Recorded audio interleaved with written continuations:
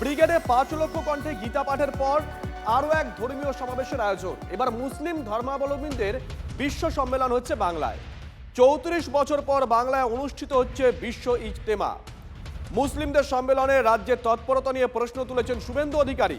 সরকারের টাকায় কেন তাঁবু কম্বলের ব্যবস্থা করা হয়েছে, কেন 15 কোটি টাকা বরাদ্দ করা হয়েছে, প্রশ্ন বিরোধী দলনেতার। গঙ্গাসাগরে আগত সব পুণ্যার্থীকেও কম্বল দিতে হবে, দাবি शुभेंदु।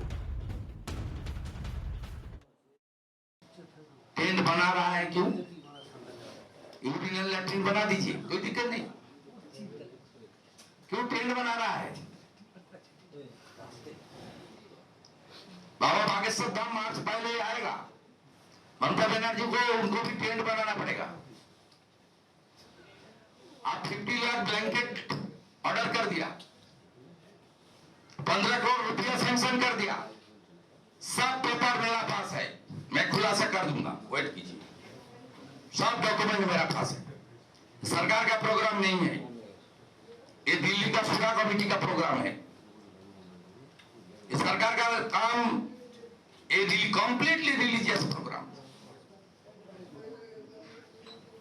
गंगा सागर में जितना आएगा ममता बनर्जी, सब लोग को एक एक कंबल आपको देना पड़ेगा। सरकार सबके लिए है, सरकार का 2 आंख है, एक आंख से सरकार नहीं देख सकता है। आप दे दीजिए, कोई दिक्कत नहीं, आई वेलकम। लेकिन जब 30 जनवरी गंगा सागर आएगा, आपको 50 लाख 7 लाख 1 करोड़ जितना श्रद्धालु आएगा 10 तारीख से 17 तारीख सबको ब्लैंकेट देना पड़ेगा।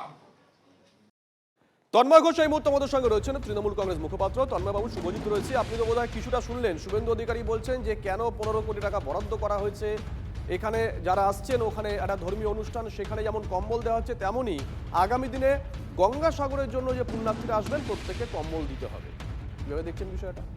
শুভেন্দুবাবু বোধহয় জানেন না যে এটা মহাকুম্ভ নয়, এটা হচ্ছে গঙ্গাসাগর। এখানে বিভিন্ন রকম ব্যবস্থা পুণ্যার্থীদের জন্য পশ্চিমবঙ্গ সরকারই করে থাকেন এবং সেটা সরকারের পয়সাতেই করা হয়। এবং বিশ্ব ইজতেমা যেটা করা হচ্ছে সেখানেও প্রচুর লোকজন আসবেন। শুধুমাত্র মুসলিম ধর্মের বলে বা ইসলাম ধর্মের বলে তাদেরকে তো আলাদাভাবে ট্রিট করা যায় না। সেটা যোগী রাজ্যের সরকারে হতে পারে, অন্যান্য বিজেপি শাসিত রাজ্যের সরকারে হতে পারে, যেখানে সংবিধান মানা হয় না। আমরা সমস্ত ধর্মের মানুষকে একই চোখে দেখি, কারণ সেটাই আমাদের সংবিধান বলেছে। উনি ভালো করে খোঁজ নিয়ে দেখুন আমরা গঙ্গাসাগরের পিছনে কত টাকার বাজেট রেখেছি। সুতরাং এই বিভাজনের রাজনীতি যত ওনারা করবেন বাংলা থেকে তত মুছে যাবে।